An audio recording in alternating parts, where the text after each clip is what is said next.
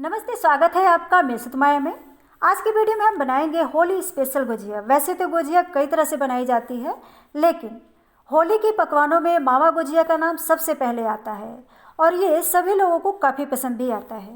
और इस मावा गुजिया का स्वाद वाकई में काफ़ी लाजवाब होता है। तो आइए आज की वीडियो में हम बनाते हैं मावा गुजिया, वो भी बिना सांचे और बिना चाशनी के। तो मावा गुजिया बनाने के लिए आइए कुछ तैयारी कर लेते हैं।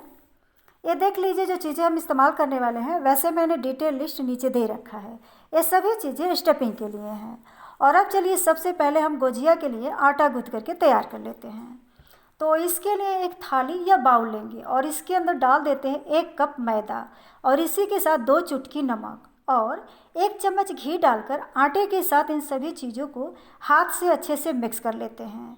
अब आटे और घी को अच्छे से मिक्स कर लिए हैं। ये देखिए, जब इस तरह से मुट्ठी बनने लगे तो समझ लीजिए कि आटा और घी अच्छे से मिक्स हो चुके हैं।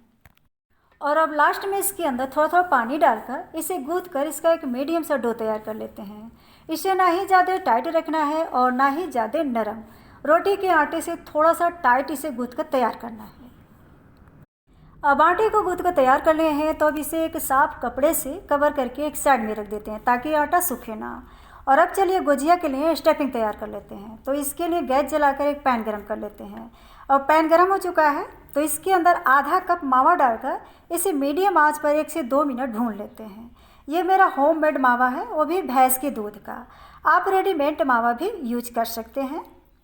अब मावा भुना चुका है तो अब गैस को बंद कर देते हैं और इसे थोड़ा ठंडा कर लेते हैं।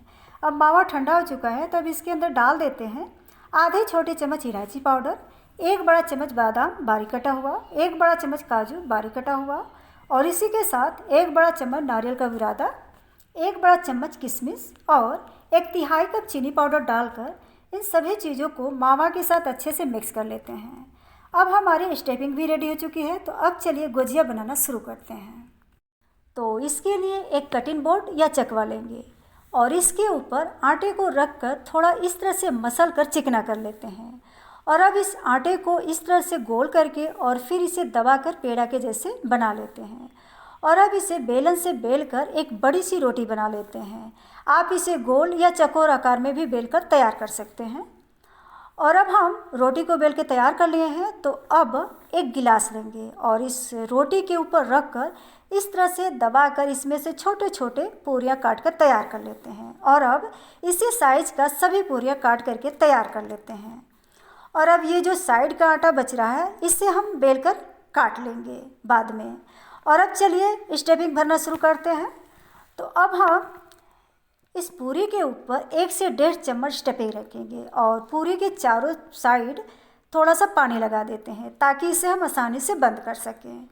और अब इसे इस तरह से दोनों साइड से उठाकर दबाते हुए चिपका देते हैं ताकि स्टफिंग बाहर ना निकले। और अब हम एक कांटा लेंगे और गुजिया के साइड से इस तरह दबा देते हैं ताकि ये खुले ना और एक डिजाइन भी बन जाए। और अब कांटे के दूसरे साइड से गुजिया के किनारे को इस तरह से थोड़ी थोड़ी दूरी पर अंदर की साइड दबा देते हैं ताकि बिना साँचे का ही एक अच्छा सा डिजाइन बन जाए। ये देखिए, बिना साँचे का ही कितना बढ़िया डिजाइन बनकर तैयार हुआ है। तो अब इसे एक प्लेट में रख देते हैं और इसे कपड़े से ढक देंगे ताकि गुजिया सूखे ना। और अब इसी तरह से हम बाकी गुजिया को भी भर कर तैयार कर लेते हैं। अब सभी गुजिया को भर के तैयार कर लिए हैं तो अब चलिए चलते हैं गैस की तरफ इसे फ्राई करने के लिए। तो इसके लिए गैस जलाकर एक पैन में तेल गरम कर लेते हैं। इधर मैं पहले से ही तेल रखी हूँ गरम होने के लिए। अब ये तेल गरम हो चुका है तो अब इसके अंदर एक एक करके एक बार में जितनी गुजिया आ जाए उतनी डाल देते हैं। और अब इसे मीडियम आंच पर फ्राई कर लेते हैं। जब ये नीचे से पक जाए तब इसे हम पलट देंगे।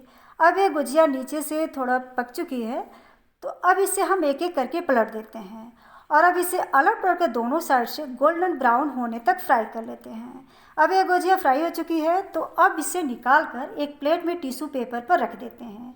और अब इसी तरह से हम बाकी गुजिया को भी फ्राई कर लेते हैं।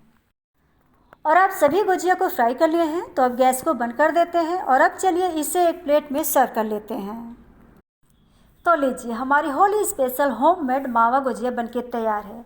आप इस गुजिया को होली, दिवाली या किसी भी त्यौहार पर बनाकर आनंद ले सकते हैं। मैं इसे बिना चाशनी का बनाई हूँ। आप चाहे तो इसे चाशनी वाली भी बना सकते हैं। उम्मीद है कि आपको ये मेरी कोशिश ज़रूर पसंद आएगी। आप भी अपने घर पर एक बार इस गुजिया को ट्राई ज़रूर करें और अपना अनुभव कमेंट बॉक्स में शेयर करें। बहुत बहुत धन्यवाद आपका अपना कीमती टाइम देने के लिए। मिलते हैं फिर एक और नई डिश के साथ, तब तक के लिए नमस्ते।